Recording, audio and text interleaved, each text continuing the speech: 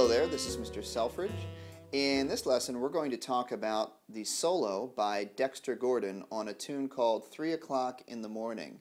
Dexter Gordon is of course one of the all-time greats of tenor saxophone and jazz history, and he recorded this tune in 1962 for the Blue Note label. It's on his album entitled Go. And the other musicians on this recording, on this album, are Sonny Clark on piano, Butch Warren on bass, and Billy Higgins on drums. Dexter Gordon had a very unique style, a very identifiable sound as a jazz musician, and you're going to hear some of the elements of his style. One of them is the way that he would really play in what's called a laid-back style. He would play his eighth note lines on the very back part of the beat, and sometimes it creates a very interesting feeling of, whoa, what's going on here? Where the rhythm section is pushing ahead, but Dexter is just pulling that beat back and sounds very laid back and very hip and very cool. Another thing Dexter would do is a lot of his lines he would tongue almost every note in some of his eighth note lines, and you're going to hear that.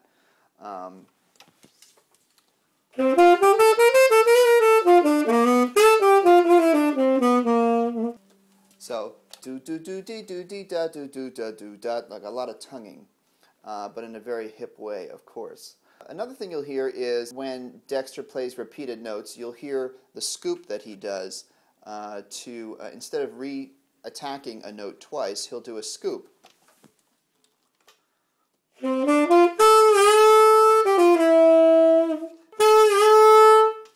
So you hear that dip in the sound when his lip would pull the reed away from the mouthpiece. And there's also some interesting things you hear on the melody, where sometimes Dexter would play with vibrato, and sometimes he would play with a very straight tone with no vibrato, and we're going to hear that too. So let's get started with this tune, the first chorus, which is the melody. So the first phrase of the melody, you hear the way Dexter would play sometimes with no vibrato.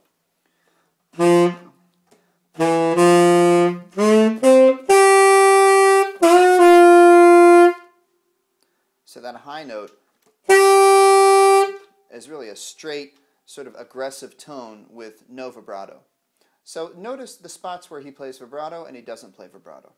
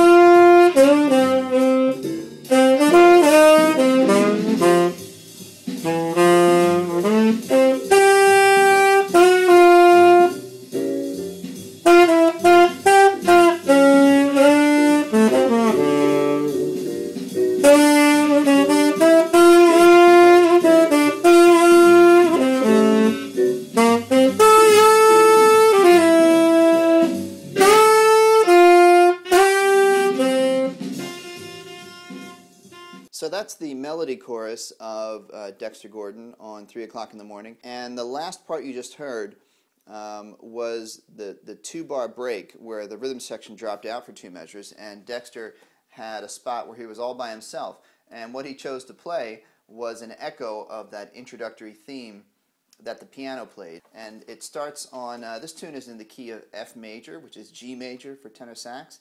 And so this phrase, ba-do-dee-dum, is 3, that's B, 3, 1, 2, 5, so B, G, A, D.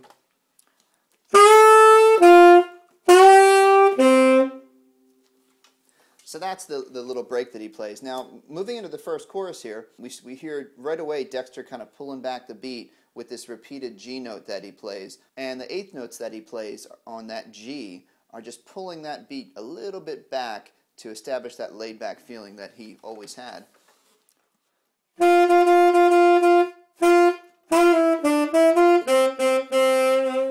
Dexter was also the king of simple but beautiful phrases. Just stuff that sounds so melodic and so simple you think, well, why didn't I think of that?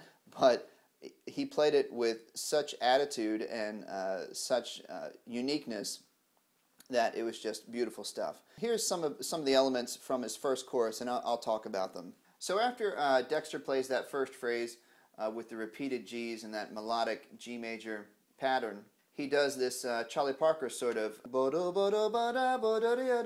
That's a quote from Ornithology. So he goes up this Charlie Parker sort of ornithology lick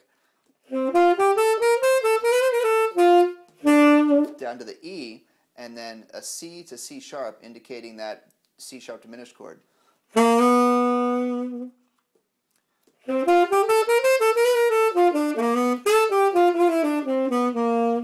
Now that lick right there is a bebop dominant lick, because the chord then goes to an A minor D7. So F sharp. The bebop is when you go D, C sharp, C, that half step in between the D and the C natural.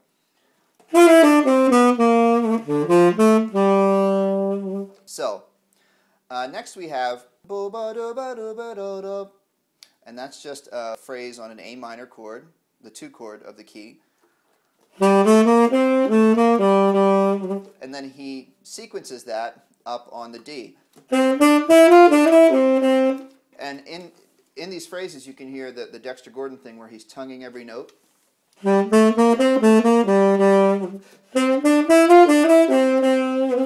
then the next phrase, he echoes that same sort of shape, but way up high. Bo ba ba bo do dee da. That's A, B, C, E, G.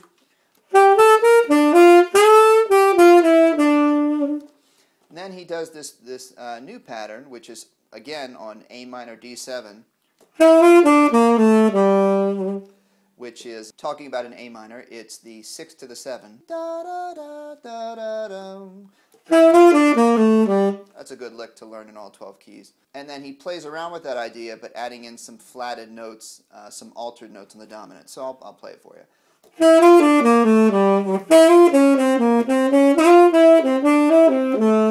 Right there is where he resolves it to the G major, which is 1 7 5 6 7 5 3. So I'm going to play this 16-bar phrase, the first 16 bars of his solo, with the recording, and you can hear all these things that I was just talking about.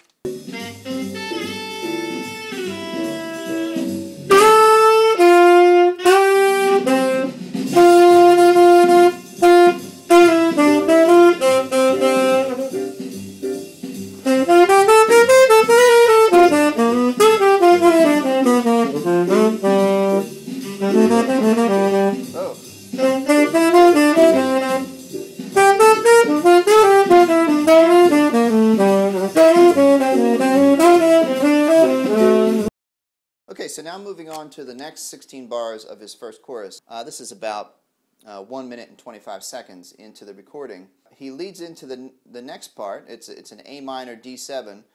So he plays this chord going up the A minor chord. 1, 3, 5, 7, 9, 11, all the way up. A, C, E, G, B, D. And then back to the B. And whether it's intentional or not, that's a little quote from the melody of this tune, Misty. But it goes by so quickly, who knows if Dexter actually did that on purpose or that's just the melody he was hearing. So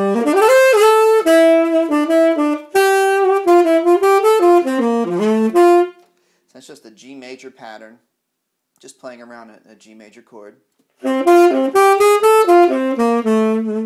Another G major pattern, but a little chromatic motion. D, G, D, A sharp, B. Based on a G major triad. A lot of that is just based on a G major chord. Now right here he's transitioning to the G7, which will take you to the C chord, the C chord. So he emphasizes that G, F.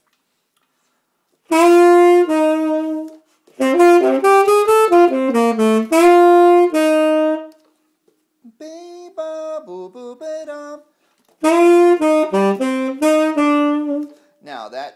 to E, ba-dum, is the moment that we change to the C major chord. But he continues down a C major scale in a chromatic way. That's another Charlie Parker-ism, going chromatically from the E down to the C. And then this little flat 9 pattern, A flat.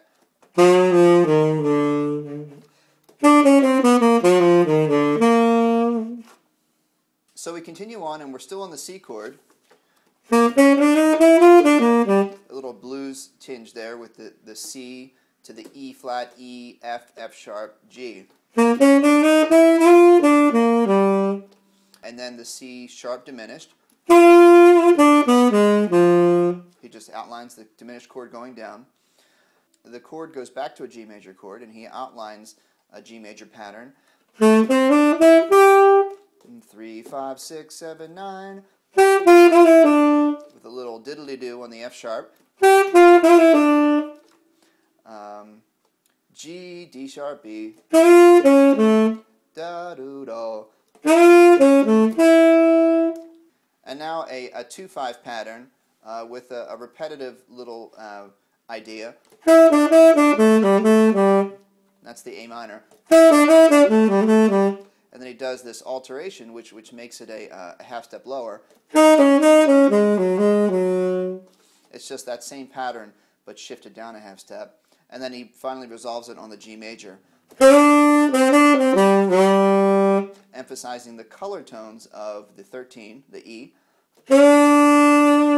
and then the 9. So here is the entire second 16 bars of Dexter's first chorus.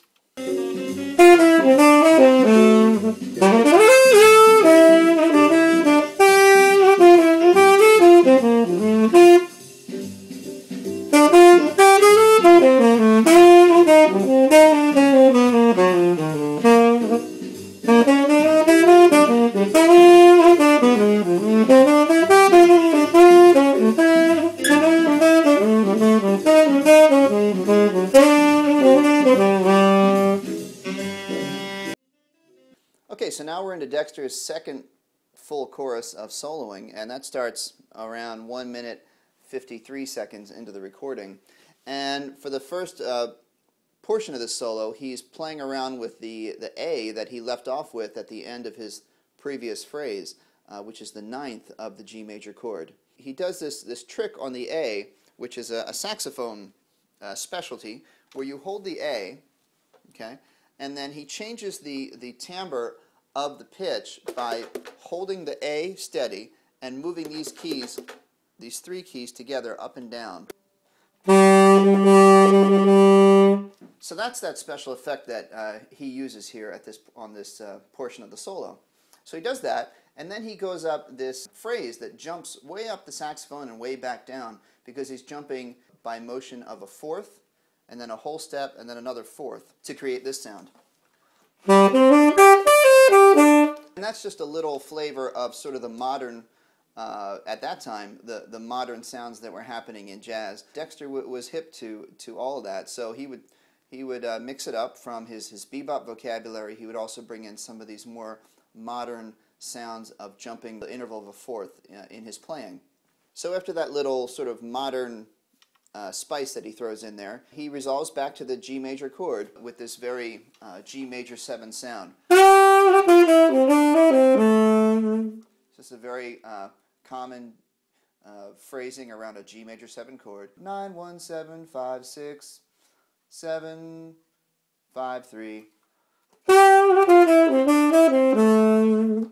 Now the next chord is a B flat diminished chord, which leads to the A minor, which kind of steps down to the A minor chord, which is coming up. So on this brief B flat diminished chord, Dexter just runs very quickly up his horn from a B flat up the diminished chord all the way up to the high G, like this. So that's just the diminished chord.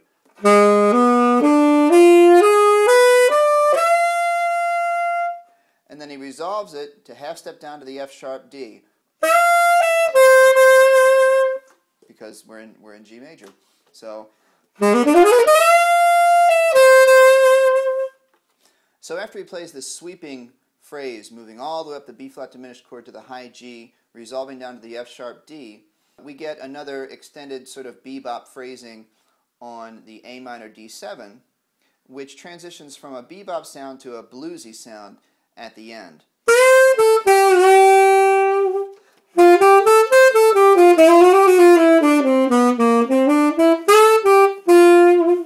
You notice right there he did another bebop classic lick, which is the chromatic triplet from the 7 to the 9, which is the F sharp to the A to the F sharp.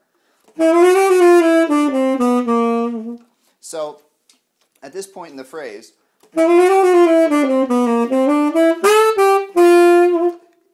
he brings in a sort of blues sensibility.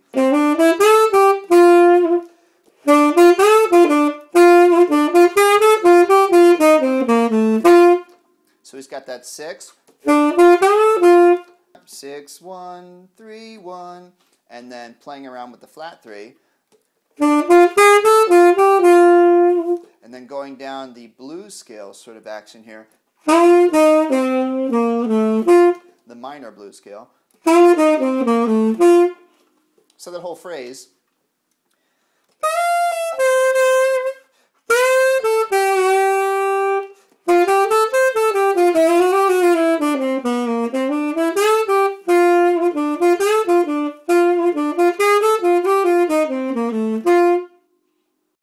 Okay, so now I'll play those 16 bars that I was just talking about, which is the first 16 bars of his second chorus of solo. This is starting about the 1 minute 52 seconds mark.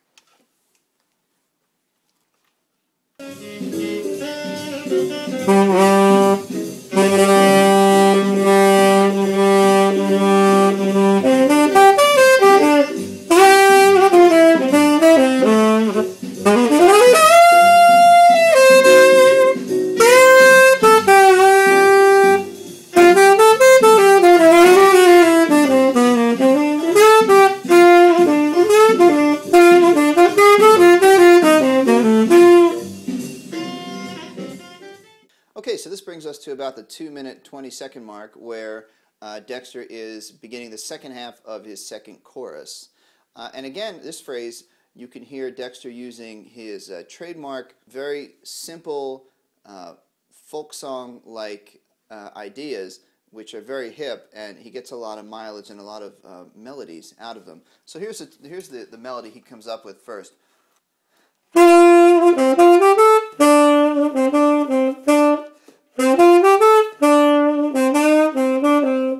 So he's emphasizing the chord tones of the G. G, D, G, A, B, E, which is the 6 or the 13.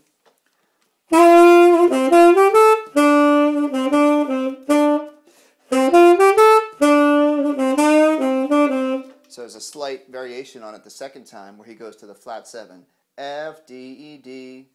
So next he gets back into a phrase which we've heard very similar before, where he's playing around with the G major triad, but also the B flat to B, the flat third to the major third.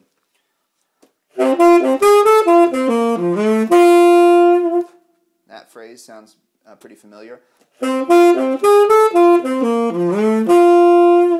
And then he transitions to the C major by playing F, A, G, and then down the triad, or down the 7th chord. So that phrase.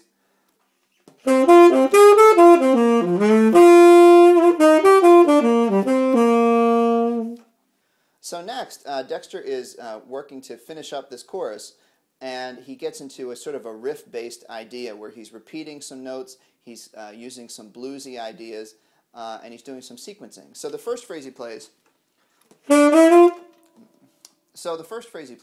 starts on a G.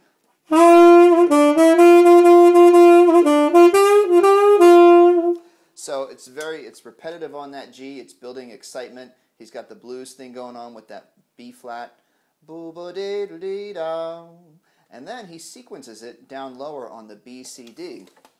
So he's kind of echoing what he just did. Now this is an example right here of when you hear something on a recording, you want to match everything that the musician plays. I'm trying to match every sound that Dexter makes. But sometimes you'll hear something which appears to sound like an unintended note or a squeak, or in this case, it kind of sounds like Dexter intended to play a D and sort of the high overtone popped out by accident.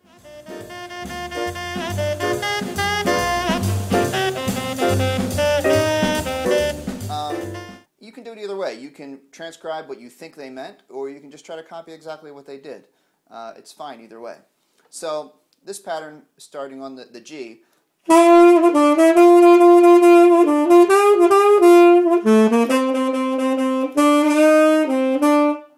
and so now we're going to finish out this chorus where Dexter is going back to his very bluesy ideas on the E, G, B flat, B natural, that sort of major blues scale ideas.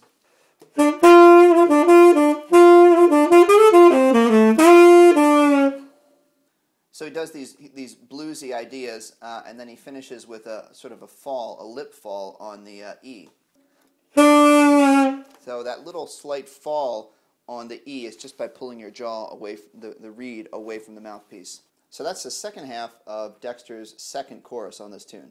And now I'll play the whole second half of the chorus with the recording. And this starts about 2 minutes 20 seconds on the recording.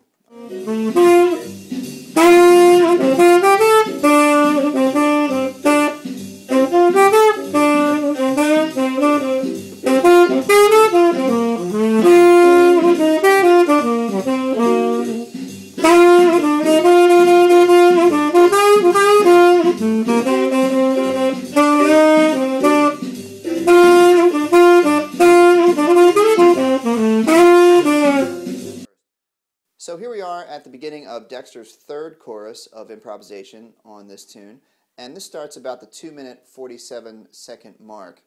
At this portion of his solo, Dexter is playing in a very blues-tinged style, using both the major and the minor blues scales. And he starts way up high on his high D, like this. So it's a very major blues phrase.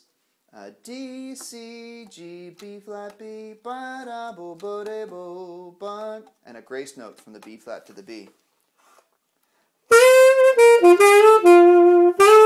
And then he switches to what we call the minor blues scale, where he's using the flat 5 and the 4 and the flat 3.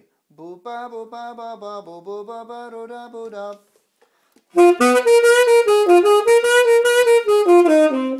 So after he does these high minor blues scale phrases high up in his horn, he takes the scale down and he resolves it back to a G major sound by this pattern of chromatic motion with the G pedal tone. So he goes, he's on the D, goes C sharp, then a G pedal. That's C sharp, G, C, G, B. So that phrase.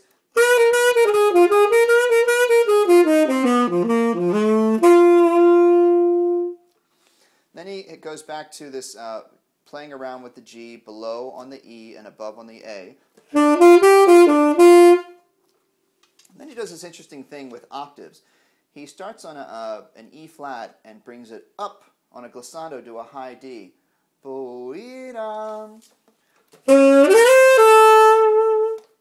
it's E flat to D, but then he goes back and he does the D to D, and then sort of takes it up a half step and does a fall off of that C. So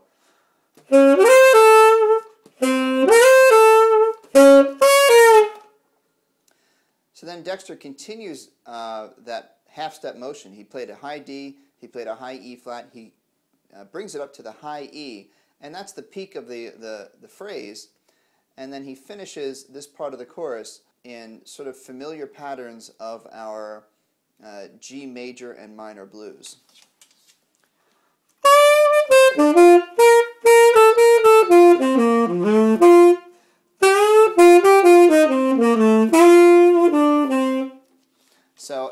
it's more of that G major chord tones with chromatic lead-ins in a major and minor blues sound. So here's the entire first half of his third chorus. And this starts around the 2-minute 47-second mark.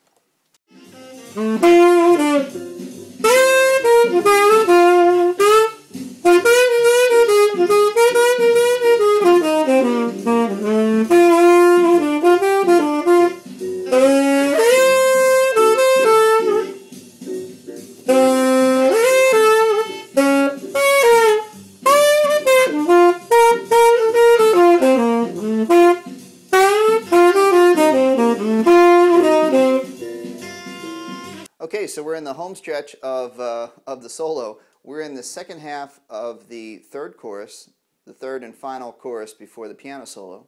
And this starts around the 3-minute 14-second mark.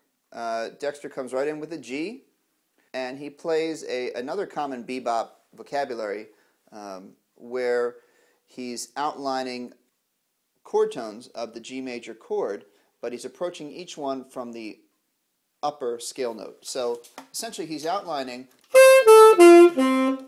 but he's approaching each one by a step above.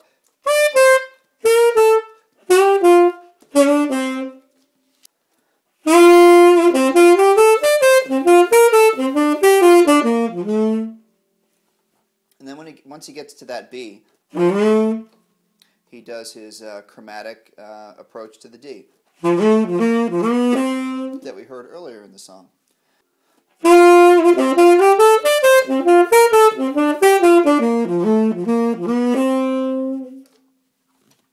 Then he continues on with emphasizing the G yet again with a bluesy B flat above it with a flourish, sort of a chromatic flourish down from the B flat to the G. I think he does it 4 times.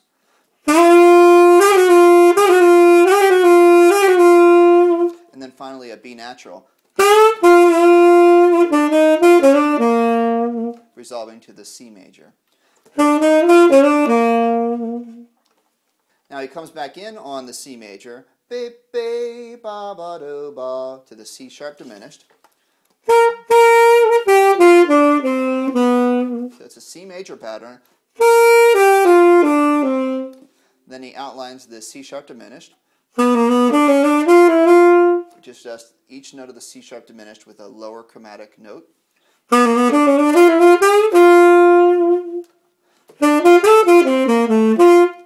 Again, a bluesy G major pattern. Now, the ending of his solo is just all blues, where he really emphasizes the flat third to the 1 and really plays a very funky bluesy phrase, which is rhythmically not easy to transcribe because he's kind of playing triplets and kind of filling in the cracks of the rhythms. And I'll try to approximate it here.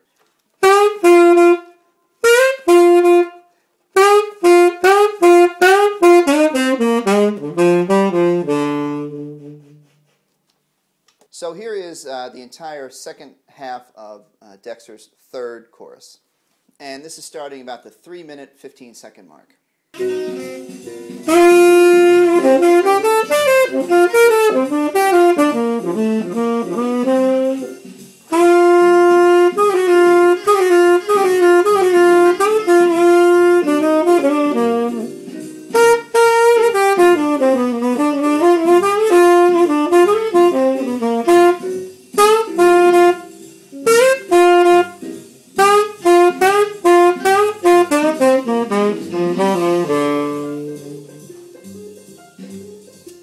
So after Dexter's 3 choruses, we have a piano solo by Sonny Clark. It's a beautiful 1-chorus solo, and you should learn that too to get some great improvisation ideas. But we're going to pick it up from after the piano solo. Dexter returns after 1 chorus of piano around the 4-minute 27 mark, and his first phrase when he comes back in, he plays half a chorus of improvisation, and then he takes the melody out to end the tune. But his first phrase when he comes back in is a great, perfect example of another hallmark of Dexter Gordon's playing, which is his sense of humor and his sort of ironic use of popular melodies, whether they be other jazz tunes or folk tunes or children's songs. He used them in a very witty and creative way. So he comes back in here with a quote of "Take Me Out to the Ball Game" at his entrance. And then he continues with a G major phrase. And then another G major phrase that climbs that octave to the third. And then outlining the diminished C-sharp chord with an A leading a chromatic note leading into your first chord note. And then this cool little phrase based on the A minor chord where he's doing a chromatic lower neighbor from each chord tone and then going up the scale, starting on the fifth of A minor.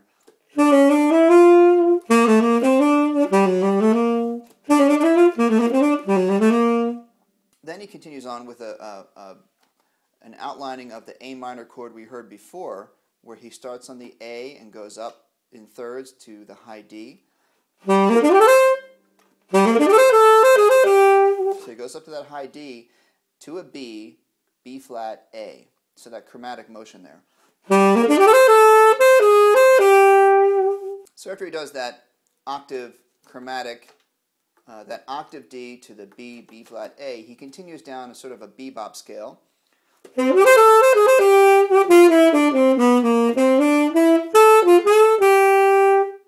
And then to wrap up this portion of the chorus, he returns to some familiar material around a G major with some B flats in there.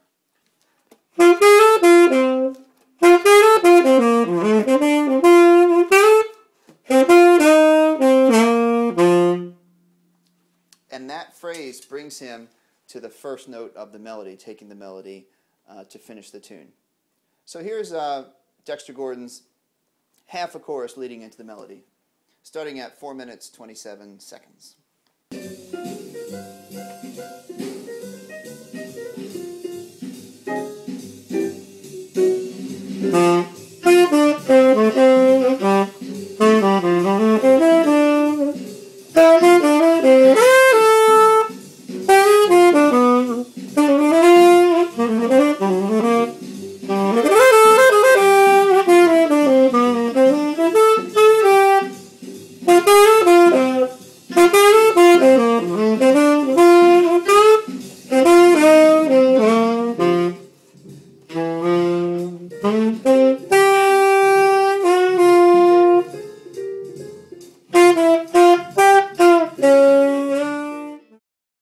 And that's the melody and Dexter Gordon's solo on 3 o'clock in the morning.